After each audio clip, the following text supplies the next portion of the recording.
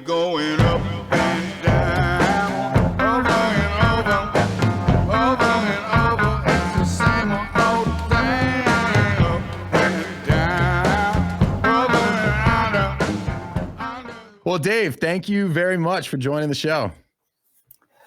I'm excited to be on here. What an honor. Let's do it. Yeah, exactly. Of all the publications that you've been featured in, I'm sure this is the highest honor. Top three. Oh, okay. Well, perfect. So how's it going, man? I know you've got a lot on your plate right now, and I'm sure a pandemic doesn't help things at all. What does life look like for you these days, trying to run a massive nonprofit in the midst of what is, the biggest pandemic of our lifetime? Yeah. Well, the D10, this is a tough year. Just to be clear, I mean, the D10, the way we've always built this business is to not be the nonprofit, but rather to be the conduit that empowers the nonprofits. And in fact, we build the back end so that, in fact, by the way, no slight to you, Ken. We had always designed this so that, just so you know, on this show, the last section is with my wife. It's a run by my wife section. Okay. It's nothing but slights. So this will probably be the most cordial part of this podcast. So feel free to fire away. Well, sure. So in that regard, we've always been this public facing entity to support on the back end the charity. We didn't want to be a pass-through entity or kind of get in the way of transactions supporting a nonprofit. But to your specific question, what's it like running that during a pandemic? You're kind of looking at the beneficiaries and asking, well, what is it that you guys want to do? Where can I be helpful? And they recognize that, we're just not a kind of virtual enabler. The D10 on your phone is like playing the Super Bowl in the backyard against invisible people. It's not the same thing. There's just we're here in a sense, candidly, I mean, it's, we just hope that we get through it, as a society. Let's just get through it quickly here so we can return to doing what we do, because there are plenty of other companies that do a great job in kind of pivoting their audience or pivoting their theme, pivoting their capability into one that is driven, as a virtual equivalent. We just don't have that. Right. So I've and the guests have heard me talk about it a few times, but I've participated in the D10 a few times. I'm a huge fan of it. Right. What you guys do as an organization is just incredible. The sense of community that you've built, the charities that you support. It really is, best in class in terms of what you guys do. So I'm so honored to have had the opportunity to be a part of it a couple times. But I think what I did not realize is you're an athlete yourself. Not that I didn't peg you as one, but I did some, from time to time we do some research around here, Dave. And I didn't realize that you ran track in the SEC. Yeah, I got my ass kicked by a bunch of Kenyans for a couple of years. I mean, hey, great seats to great events because I was usually 50 meters behind the leaders. Okay. You can see them. Yeah. So what were there? What were the events for you? I ran the 800, I ran the 1500, principally the 1500, and ran cross country, and had a good time. Had a good time doing that, and that's what I wanted to do. For most of my life was to be a collegiate athlete. Yeah. Well, I mean, there's no bigger conference. I mean, maybe the people at the University of Oregon might have something to say about it, but as far as conference strength, I wish we had the video. Wish we had the video for this. But the SEC is like the pinnacle for nearly every sport. I mean, really there's some arguments for basketball, but man, the SEC is like as good as it gets. Man, that experience was great. I mean, it was,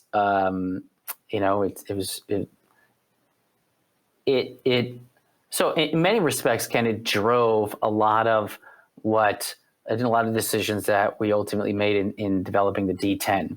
Okay. Right. So like the pageantry of an SEC championship or an NCAA championship. Yeah. Like what made that special?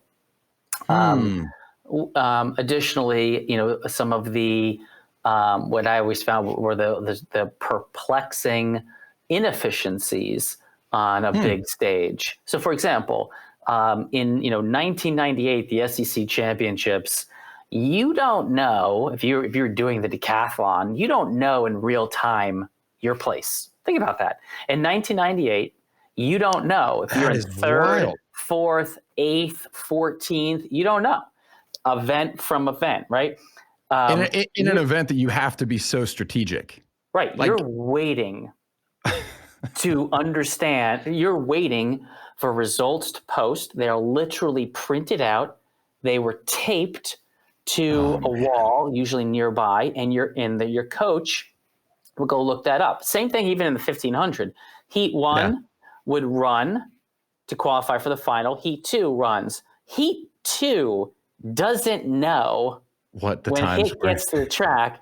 It doesn't know, right, what you need to run to make the final. So when we do the D10, hopefully, right, you appreciate this. Like, know, when you cross the finish line, you ran a 4.63. It equated to 734 points, and it moved you from 5th to 4th or 5th to not like, boom, right there.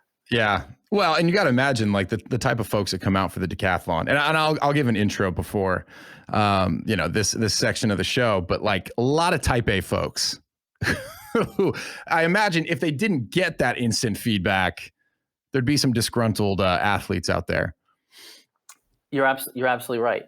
We sort of in 2000, I want to say it was 2011. 2011 was the first year that it was more than me and my friends. And in 2000, right? So we do the event in 2011. We used to do it in the fall. Guys call it the Fall Classic. And we did it in the fall. And the morning after the event, I'll save his name, but there's this analyst from JP Morgan who I don't know who does the event. And the morning after the event, he has plotted all of the results and variations on each of the events. And he has written an analyst report effectively lambasting me because the nonlinear scoring chart was inaccurate. And he proves this, through this robust, and I was like, oh my gosh, this is not ever going to be a casual endeavor. Never. Right there. It was like, you got to get your shit together. Right. You got to score this thing for real. You got to time this thing for real, because no one will ever let you down. Right. Can we talk about how in 2011 it came to be? Because you alluded to the fact that you were doing it with your friends beforehand. So was this just like a casual event amongst buddies for like bragging rights? Or like, how did this thing come to be? Yeah. Here's the story. My mother had gone through cancer. People I'd worked with had passed away from cancer. So I said, all right, I don't want to do a road run. I wasn't going to do a race, a walk. None of that was interesting at all to me. Yeah. So I wanted to do like the NFL Combine. But the Combine, 6 events, I wanted to make it sort of more pertinent to a little dude like me. So we added 4 track and field events. Our first year we did it, we rented the East 7th Street Park in New York City. We did 6 events in the park, including free throw shooting. Free throw shooting is one of the skills. Okay. You had 15 free throws. Yeah. So we do this event. We write the whole thing down on a clipboard. Okay. Then we leave the East 7th Street Park, and this is me and 10 other guys. We all get into cabs, pre-Uber. You get into a cab, and we drive over to the New York Sports Club at the corner of Broadway and Wall. Oh, and that New York Sports Club, it was a Sunday because it was low traffic. So we go into that sport club. The moment we walk in, I turn to the woman who was keeping score. She took the results for the first 6 events. Yeah. I said, give me the clipboard. She left it in the cab. So Oh. the first year, you've never seen a bunch of 10, 11, I mean, including myself, 11 Right. guys. Suddenly, everyone remembers their 40-yard dash and it's 4, Oh. 5, 5, Yeah. 4, 5, 6, right? Yep. So complete bullshit. So that's how we do it. And then, so we go through that first year, just 11 guys. Oh, cool. You know, it was like just a day in the park. I rented the East 7th Street Park, paid like $34 to the parks department. It was crazy. Right. And then the following year, I cold called Eric Matashevsky, who was the sports reporter at Bloomberg.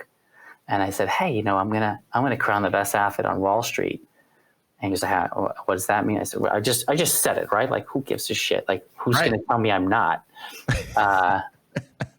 I said, we're going to do the NFL Combine plus 4 events. And we're going to call it the Wall Street Decathlon. He writes the story. It's the #1 story in Bloomberg that day. But he wrote the story on Friday. Okay. The #1 story on the Bloomberg terminal all day. The event's Saturday. So everyone misses it. Wow. And there's a follow-up story, #1 again on Monday about who won it. And it was then that I'll say, save his name, but there was this really prominent energy trader who had written, it wasn't quite an algorithm, but it was a complex mathematical equation that determined how much he would donate. And it corresponded to how one guy who was a wrestler at Pitt, how many tricep dips he performed. And it ends up being that one donation triggers, it's $128,000. No, in your second year. Yeah, so it was the first year of raising money, but it's the second year overall, right? And I was like, oh my gosh, that's the magic. So let's build a betting system. And then 2011, we had sort of prepped the press, like, hey, we're going to do this again. There's going to be more than just 12 guys. Right. 2011 it hits and like sells out immediately, and there you go. So, that's amazing. When did you make the decision that, hey, this is something worth like diving into? You know what I mean? All the way. Are you still working at this point? Because you worked in finance. You're still in finance at this point? Yeah. I think it was around that 2011 time period. I remember having a conversation of like, this thing is either, because it was getting it became popular, right? It's such a great tagline. Like, even if you're not in finance, you're like, I kind of want to know who the most athletic guy in finance is. Yeah, I don't even, right? And can ask yourself, like, I don't know why I want to know that, but it's like good. I don't even know why. Who cares? It's worth knowing. For some reason. Yeah.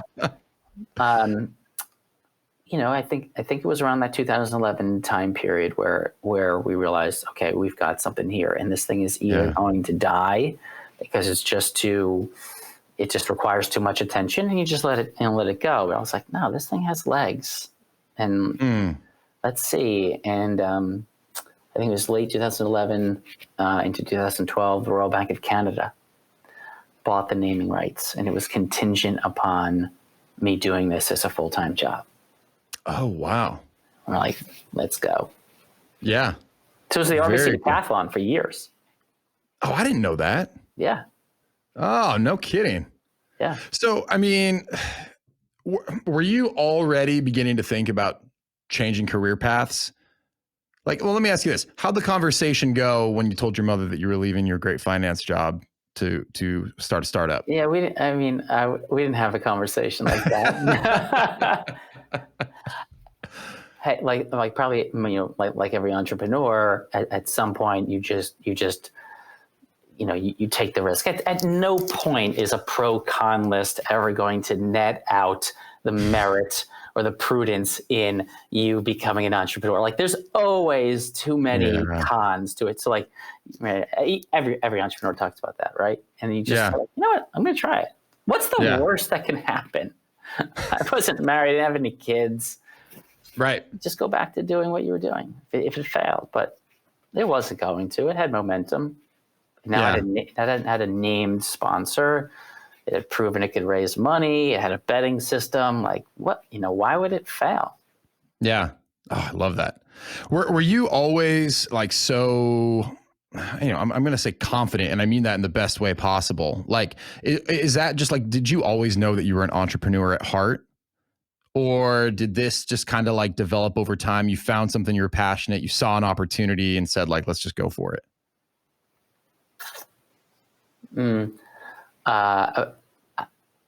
I've always been hyper, maybe anal retentive, super specific on trying to control a lot of things. And it's hard to do as an employee. Now, I don't mean that as that is always a virtue, right? That certainly hasn't always served me well. Yeah. But as an entrepreneur, it does serve me well more often than not. Okay. So I can control, I could control so many of the details, whether you recognize them as details or not. I could do that, and as a result, deliver a product, deliver an experience where you say, hey, this thing is great. It's worth my time. I'm going to do it again. Yeah. Well, is that also, has that been challenging for you at all? Because I have to imagine, needing to be as agile as one has to be starting a new business. You know what I mean? Like, has there been a lot of growth that's had to like come as a result of that? Growth as a person? Well, growth is in like, a willingness to not control everything is maybe what I'm wondering. Like, in order for the D10, and I guess maybe here's why I'm asking, right? The D10 now has raised, I think it's nearly $15 million, right? Mm-hmm. Which is incredible.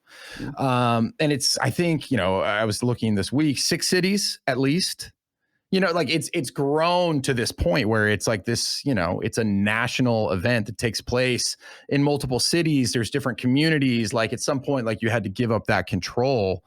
Like where did you, come to that point where you were kind of like, okay, like this thing is bigger than myself. I need to start like letting some people take some stuff off my plate. Yeah. It's, maybe it didn't happen. Slow. This is like the part of entrepreneurship is at some point, all of those things, right. Things have to get taken off of your plate. And you have to have processes in place where either you've automated processes or you've automated the process for someone else to then perform it, right, to orchestrate it. But I would say, yes, it's a bigger entity, but it's not too large yet to be at a place where I can't... where I can no longer meddle, in the details. Dave's fingerprints are still all over it then is what I'm hearing. Purposely, because I think it's still imperfect. So what is your vision for the D10? Because right now, as an outsider, I'm like, man, what an incredible thing that's been built. It generates... I don't want to get the numbers wrong, but I felt like it generated over $1 million the last time in New York alone on a single weekend. Is that accurate? Yeah. So New York City has done between 1.2 and 1.6 million annually since 2012. Oh, wow. I didn't realize that. Yeah. It's incredible. So, for you, you say that it's imperfect. I guess what's your vision? Yeah, can the D10 exist in 30 cities? Yes. Maybe short answer is the vision has changed since COVID. It really interrupted the event. We sit here today. If you ask me, when does the season restart? I don't know. I think I had a different idea, as most people did, a month ago, and now it's like, oh, I don't know. Someone has to guess. And by the way, you've got to guess and be right about a year in advance, because that's how to book your venues, to begin your marketing, begin your customer acquisition, companies that sponsor. I don't know if we'll talk about that, but companies that sponsor, you need plenty of conversations and budgeting and planning on how you're going to use their money. So the vision for it, once was, oh, we'll make this thing, in 36 cities, in the US, and then take it internationally and be able to exchange events to be more applicable to international athletic norms. Yeah. Now it's like, who knows? Right. When do we get to do it again? Yeah. I got to imagine that's really tough. Well, so understanding the vision's been interrupted, right? Again, as someone who was a spectator of sorts, someone who's competed in it twice, I would say as an outsider, it looks like an incredible success. Understanding you still intend to grow it, but what do you think has been kind of instrumental to the success that the D10's kind of enjoyed up until this point? It's got a good brand. It didn't saturate. But maybe I'll give you an answer that you're not expecting. Yeah, please do. Come on. At the beginning of the mud run craze. Oh yeah. I know all those guys. Okay. And one brand they didn't time the event. Another brand timed the events. They had places, right? You finished in 30th. They had divisions and they had times. The other brand, they didn't want to pay for RFID chip timing, which is like 50 cents to $1.50 per person. So we're getting 20,000 people in an event. And they were like, nah, we're not going to do it. So they came up with a slogan. They came up with this party line that said, if anyone asks us, why we don't time the event, say, here's what we're going to say. We're going to say it's like climbing a mountain. It doesn't matter how quickly you climb the mountain. It just matters that you climbed it. Which brand went out of business? Yeah. The one that didn't time it. So I think many respects, the reason why the D10 has stuck, and I've absorbed these headwinds since day one, which was the events have barely changed. In the event change, like when we took out tricep dips and inserted a broad jump. Which, come on, man, you screwed me, Dave. I just want you to know that. We'll talk about that later. I've heard this. There was standardization. It was applicable to the NFL Combine. It took out subjectivity. And so if I maybe pose the question back to you and say, is the D10 easy for a lay person to understand when they see the 10 events? The answer should be yes. I know how to perform every one of those things. Now there's some skill in performing them optimally, but ultimately everyone can run, everyone can jump, everyone can throw, everyone can pull, everyone can do these motions. So maybe the success is that it's just simple to understand, simple to perform. Oh, that makes sense. And now that I think about it, I think what I enjoy about it and what I imagine a lot of folks like me who participate enjoy about it is it immediately gives you a set of goals that you can start training towards. Everything's quantifiable, right? Because I feel a lot of people can probably relate, especially if they were athletes in high school or college or, even professional. Once that's taken away, you often go through a period where you're a little lost and speak about the gym, right? You go in there and you're like, well, I don't know. Like, what am I doing? Trying to stay in shape, trying to snag a wife, which is important. But for me, it was like, I did that for a while. I kind of stayed in pretty good shape, what have you. I jogged, I did curls. And then it's like, man, I need that goal. I need something to train for again. And to your point, right? It's 10 events. It's quantifiable. Not only is it quantifiable, like there's scores associated with it. So you start to map out like, oh man, if I do this, like how can I kind of perform optimally? And it adds a level of like enjoyment, excitement that I think is lacking, not only in other events like you alluded to, but just for people in everyday life.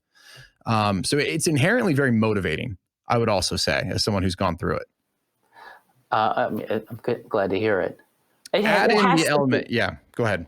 I was just gonna say, I mean, as an athlete, if you can perform the same, right? So if you were a golfer, how you performed in the Masters this year, it provides you a baseline for how you would aim to perform the following year. All sports, right? This is applicable for all sports. Metaphors for days. Sure. Right. So if you don't time it, you don't standardize it, you don't standardize the scoring methodologies and the procedures on how things will orchestrate, then the whole thing falls apart. And as we saw in mud runs, right? Like someone had never thought about, why would someone do this again? And then the other guys said, why would someone do this again? You have a course and you have a time and you have a place and you have a category, and come back and try and beat it again. Yeah. No, that's a great point. And something else I think the D10 does so well is the mission behind it is so powerful. So what I thought was so genius is it's not just, hey guys, I'm participating in the D10, you know, I'm going to try and do it. I'm raising money. It's like, no, hey, look, you're tapping into that, I don't know, a gambler's mindset, so to speak, in some way, saying, hey, look, you can donate. That's fantastic. But you can also bet basically on how I'm going to perform in a certain event or multiple events, which I was like, oh my God, it's brilliant. How impactful has that been in terms of fundraising for the D10? Has that always been an option? That became an option. We began to push out performance-based donating in 2012. I used to know these numbers cold. Well, that's a much more politically correct way to put it than whatever I described. It's like they're gambling at the D10 based on. No, that was absolutely no. That was it. So you know what we had found early on was, in order to get someone who had competed in sports at a high level, to get that person back on the playing field, you had to deliver an experience sort of aesthetically and operationally that correlated to the mountaintop they were once on. And then if you could deliver that, why would they try? They don't need a medal. They don't need a trophy. They may enjoy obtaining another one of those, but it may not be a sufficient impetus to get that kind of user back onto the field. Yeah. And what does provide the sufficient impetus is to correlate the athletic performance outcome to the charitable outcome. And if you can fuse them, then you can get guys like you and fantastic male and female athletes back onto the playing field.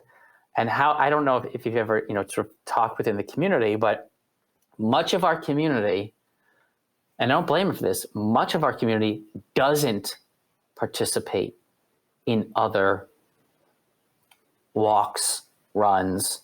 They participate in other charitable endeavors, but just they don't sort of give their body and they don't give their energy to other participatory events. Yeah. It's not enough to motivate them. I completely relate to that. I don't think and look, I love a good charitable organization and a 5K walk, but no, that would not get me motivated to put in the level of work that I do for this D10. And something else that I think is really that I've found even more in year 2 is beyond the competitive physical aspect, the D10 does such a great job of making the fundraising competitive. I feel like you guys have really have your finger on the pulse of like what makes competitive people tick. And you're just like tapping into that for a great cause, right? It could very easily be done for nefarious purposes, I'm sure. But like you guys seem to have it very well figured out, which has been a lot of fun. Know your user, right? Yeah. Know your customer.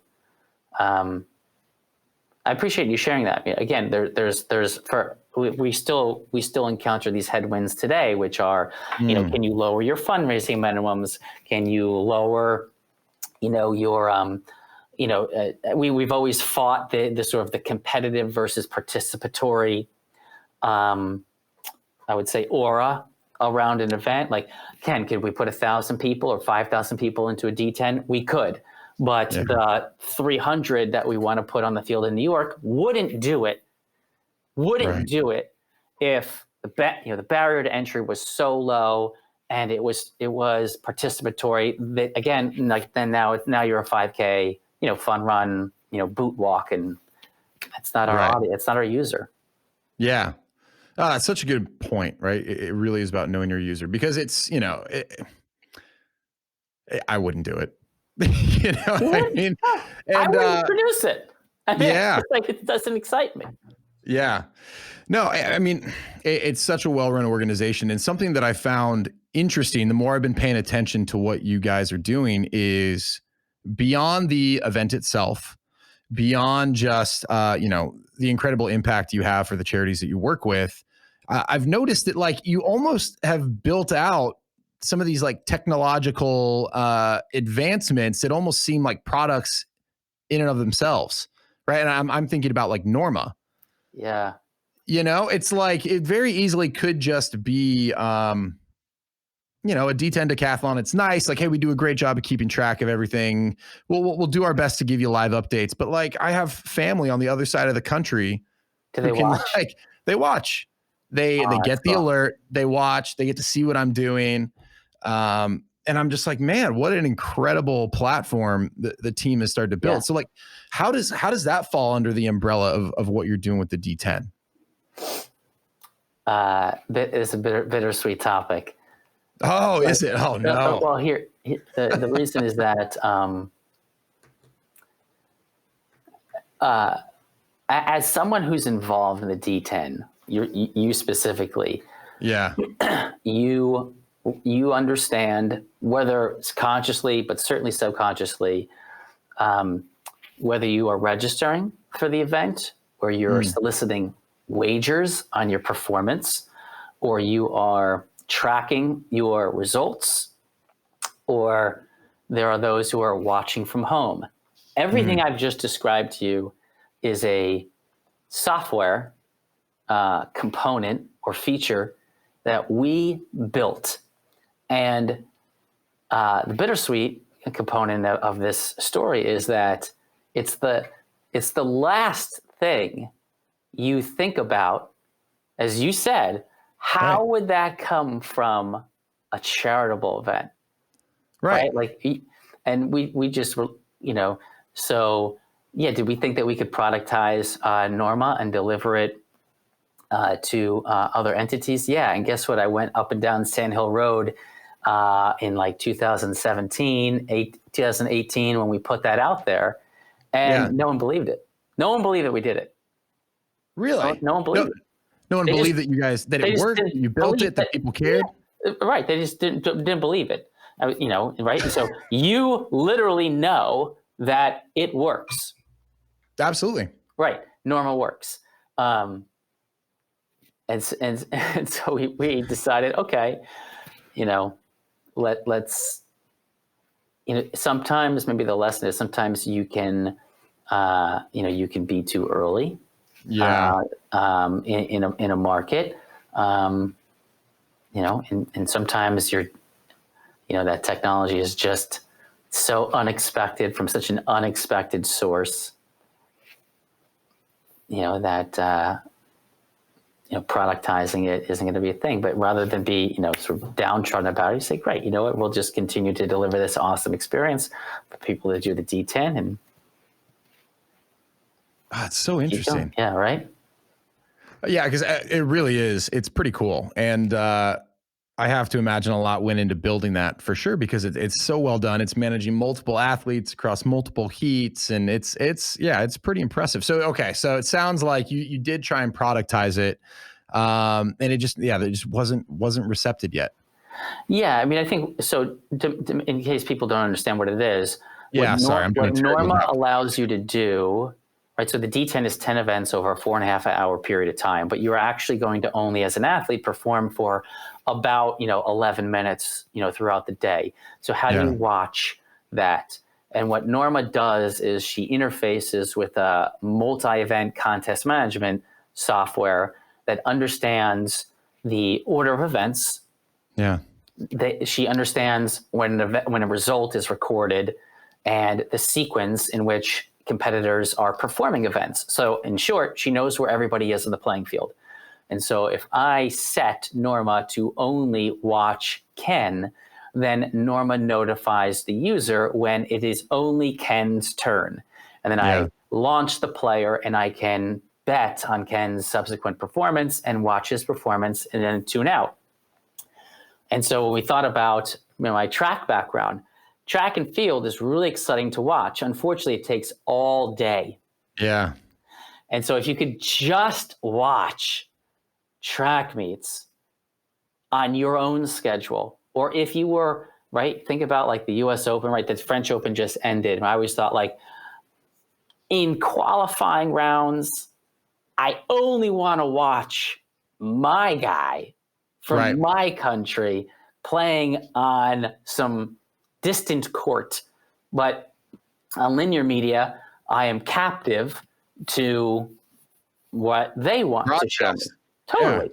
Right. So what Norma, as we illustrate in the D10, is you don't have to see the guys you don't want to see.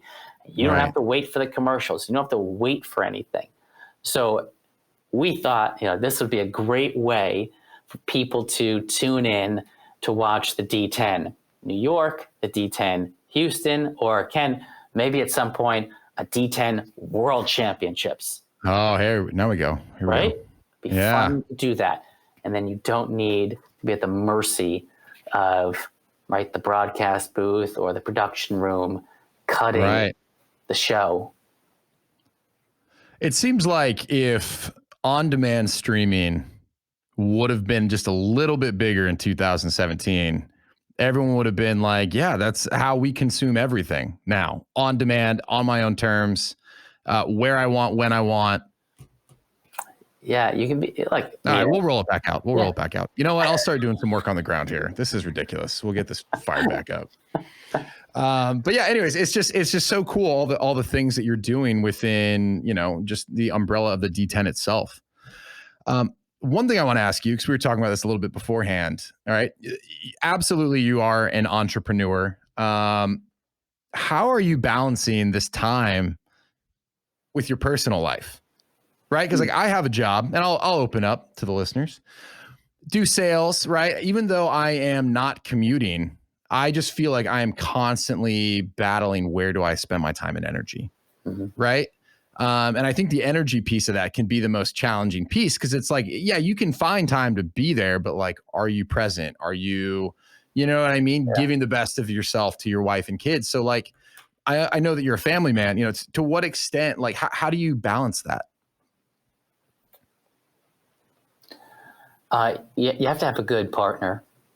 You have to have a really good spouse, that allows you to, spend more time than you would otherwise if you were not entrepreneurial, pursuing that. I think to your point, yeah, I have kids, you have kids. And so, you have to absolutely commit to being present when you're there, right? When you're around, not just being dad is home, but but dad is actually home watching television, not connect with the kids. Yeah, he's in the lazy boy watching the Astros with a beer in his hand. Right. So that's not my style. That's not my jam. So yeah, I mean, it's not for everybody, but that's the way that I'm wired. It's quirky. My wife would certainly like me to sit down sometimes, but that's just I don't. Yeah. So what does a day in the life look like of Dave? Well, I'm an early riser. Okay. Naturally? Oh, 4:30. Yeah, 4:30, 5 o'clock, 4:30, 5 o'clock. That's when I'm good. I work out super early. I read super early, in the morning. Oh, okay. So, dare I say read for pleasure early in the morning? Yeah. I mean, I read, a lot about, this year I've read a lot about habits. I've read a lot about, leadership, particularly from military leaders. I've read, Are you a big Jocko Willink fan? I like the guy, but I much prefer, reading Dave Epstein. He wrote Range, which was fantastic. I just finished Jim Mattis's Call Sign Chaos, General Mattis. yeah, and then I'm gonna work until, 8 to 9 o'clock in the evening. Get home, see my wife for a half an hour, but then the weekends I am totally in. Sort You're of locked in. same duration, but I work Sunday evenings, Okay. and then I'll get up, before my youngest daughter will get up, and my wife will let me work, at 6 o'clock in the morning on a Saturday to like 7:30, 8 o'clock, and then I'm all in on the fam. Yeah. And you kind of alluded to it. Is that just the way you're wired? Like if you had nothing but free time, would you just find yourself standing up, finding something to fix, do, build? Yeah. Yeah. See, I think there's a big part there. It's like you really do kind of need to accept the way that you like to operate, right? Like I mean, I'm not to put things on you, but I might imagine that like if you were forced to try and just like relax and have downtime, like that might make you even more miserable to be around than you would be if you were burning the candle at both ends, working nonstop. Yeah. I mean, as an entrepreneur, and as an athlete, right? So as an athlete, Yeah. putting in so many hours perfecting your craft was to other people a chore, but to an athlete that wasn't work. I'm going to imagine, right? I'm speaking for you. No. And like Yeah. that, No, go ahead. you found joy Yeah. in that process, Absolutely. right? Yeah. So like, oh my God, you're burning a candle at both ends, working out in the morning and doing it. No, that's just a pursuit of a dream. Yeah. I like that. And it's absolutely true. And it's something, when you're working with something with purpose, all the more enjoyable. So you mentioned this a little bit. Are you constantly looking for ways to get better? You know what I mean? Like, yeah. is that a pretty accurate description of kind of how you operate? Yeah, sure. It's so much fun. It's so much fun to be the next thing. We so to bring it back to the D10. Yeah, please. One of the things that you'd recognize as a D10 athlete is, there's no Gatorade on the playing field. We don't wear Nike clothing. All of the sort of the name brand category leaders, we don't have any of them. We always have those categories checked off as sponsors, performance sponsors, but we usually don't have, right? We never have the incumbent. So when Whoop, so that's intentional, right? So I was like, okay, right. If you want to impress Ken Gunter, you can't put Gatorade on the field. You need to put the thing he doesn't know that is a superior hydration product. So in 2020, everyone has a Whoop. Well, ask guys in the D10. We had Whoops in 2016. We beta tested them, right? Cool. So we wouldn't touch that anymore because we already know. I mean, I believe this. No offense to those guys, but like we know the superior products, right? But we intentionally work at finding that. We had, we had Key2 Super Coffee before anyone knew what they were. Intentionally, we were the white paper that Lululemon used to enter the menswear space when no man on earth had ever worn their girlfriend's yoga brand's shorts. Right. And I'll tell you what, I only wear Lululemon pants as a point of principle. And I didn't even know that you were somehow behind that. Right. So the objective to pursue, to be working on yourself is as much a personal, prideful thing. I'm sure that you're acutely attuned to this as well, but that it's also it's a part of our business. Yeah. Well, it's so cool to hear, and I'm not surprised by it, but the level of thought and detail that goes all the way down to even like, what are the athletes hydrating with on the field? And I don't mean like, hey, how can we get these guys peak performance? It's like, no, how can we curate an experience that we know our user is going to love and want to come back for, even if they don't realize it's happening? Yeah. right? Because you're right. You're getting introduced to new thought leaders in the space. And maybe we can talk a little bit about that too. I think something that's been really intriguing is the extent that you deliver value back to the athletes beyond just the competition. You guys have a number of like workouts that they can tap into, private sessions with key business leaders. Like, I guess what is kind of the driving force behind that piece of the D10? And I guess why does that matter? Yeah. Well, first on the gym piece, we in New York City, we wanted to be quite a catalyst to bring the community together, in between, right? There's, in the off season, to work out together, to meet one another. I mean, people got married because they met each other through the D10, working out with one another. Yeah. And so Very cool. We couldn't do that by partnering with, Equinox or New York Sports Club. So we found, in 2015, 14, 15, like Tone House. And like we went to those places that no one had yet experienced and introduced that.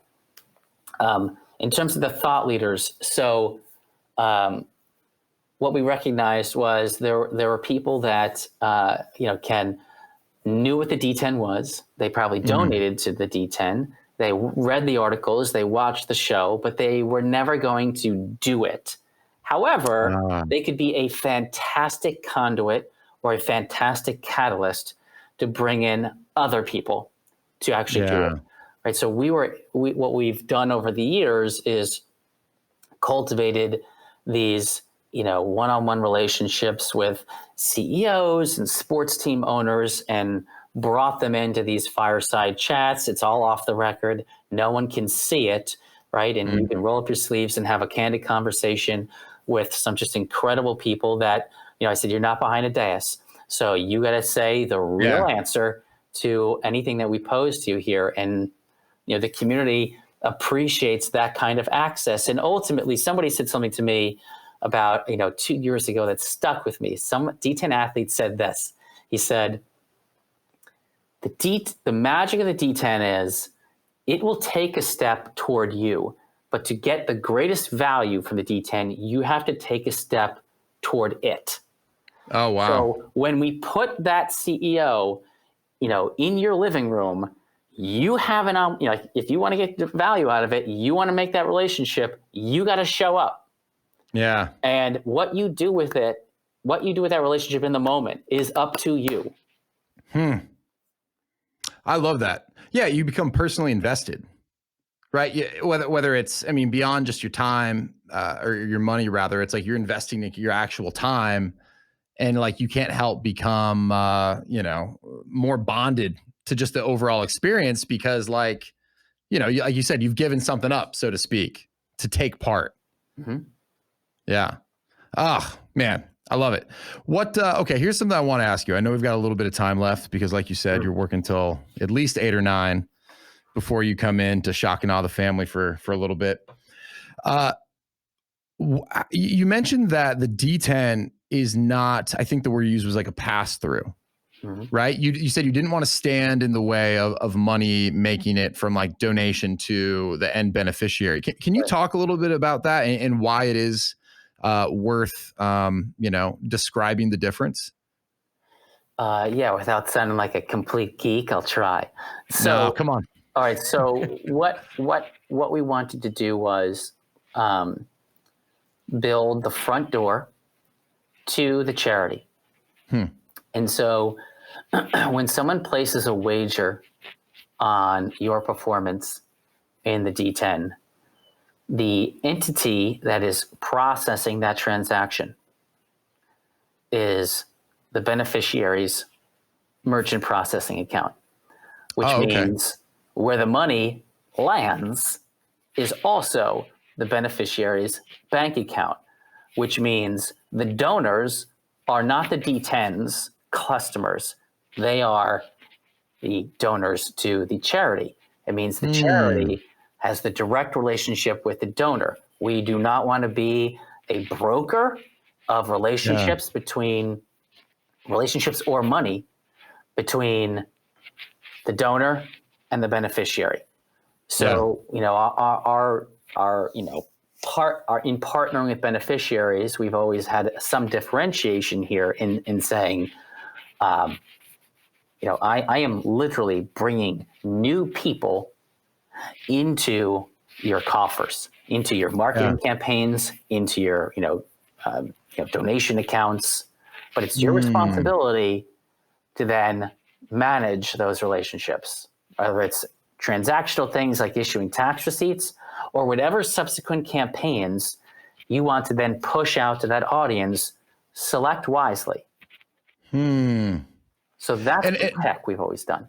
That makes a lot of sense. And does that also go a little bit further? Because I feel like, and stop me if I'm getting this wrong, but every dollar donated actually goes to the charity, right? Is that one of the critical components of that approach? It is. So we said I don't want to process the donations. I don't want to receive the donations. I don't want to have a responsibility to issue tax receipts. I don't want to have a relationship, meaning the D10, not Dave Maloney, but I don't want the D10 to have the relationship with the donor. Instead, everything I've just described is the responsibility of the beneficiary. We set everything up, press play, and right now it's their game. It's for them to play. Okay. So see, because I think that really is important. I can understand why from like a business perspective, that would obviously probably be preferred for a lot of reasons as well. Yeah. But I think it's really important that there's often, it's so obfuscated in terms of like how much money the end charity actually gets, where are my dollars going, how are they being used? It was really nice when I read, hey, every dollar that is donated directly to this cause lands with this cause. Mm-hmm. Okay. So to run the business side of things, right? Is that where you mentioned like you have like, these corporate sponsors? Mm-hmm. Are they the ones then helping kind of like support the business side of things so that you can like deliver this incredible experience and like kind of create the atmosphere where you can raise the money? Think about Ironman. Think about Ironman triathlons. Registration fees, sponsorships, all those ancillary events, that you referenced there, whether it's JP Morgan or somebody is making it possible. Got it. Yeah. I feel like that's probably something most people like, why are we talking about this? But to me, it seems like a really critical part of it, especially when someone's going out trying to raise donations. Right. Yeah. It's like, hey, look, this is a cause I believe in. Your money is going directly to the source. It's really making an impact. And maybe we can end on this. You mentioned that your mother had cancer, but how did you land specifically on, and of course now the name's escaping me, pediatric cancer research with Memorial Sloan Kettering. How did you land on that beneficiary? Well, so my mother was treated at Sloan Kettering. Oh, okay. Our beneficiary is often Sloan Kettering, but we partner with other institutions. Stanford Children's, for example, Lucille Packard Children's Hospital in Palo Alto.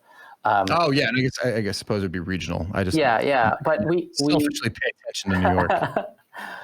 Pediatric cancer is dependent on private funding, right? So it has a very, very, very tiny percentage of like the National Institute of Health budget. So pediatric cancer is rare, thankfully, but there's an 80% cure rate. You'd like to close the 80%, that delta. And in order to do that, it's required to have private funding step up. And, it's kind of easy to get behind that kind of a cause. Oh, absolutely. Yeah. So that's how we landed, where we did. Yeah. Oh, well, I mean, doing such incredible work. And I love to see that it's continuing to grow. I know that like the headwinds you're experiencing this year probably, feel a bit overwhelming, but I have no doubt that it'll be back. For folks though, who do want to learn more about what you're doing, like where's the best place that I can point them, either to follow you, to follow the D10? Yeah. I would go to the D10.com. You can follow us. We're probably most active on Instagram, the D10. I personally probably most active on LinkedIn for whatever that's worth, and have been steadily pushing out a cadence, bi-weekly or so of blog posts. Trying to take lessons from the D10 and share those with other entrepreneurs, right? Whether it's Norma being too early to market or being too far afield from what anyone thought it would ever originate from. Look, these are lessons, and there's no reason to be bitter about them, but rather just put them out there so that other people could potentially learn and make more prudent decisions, maybe than I did. But we're not bitter at all.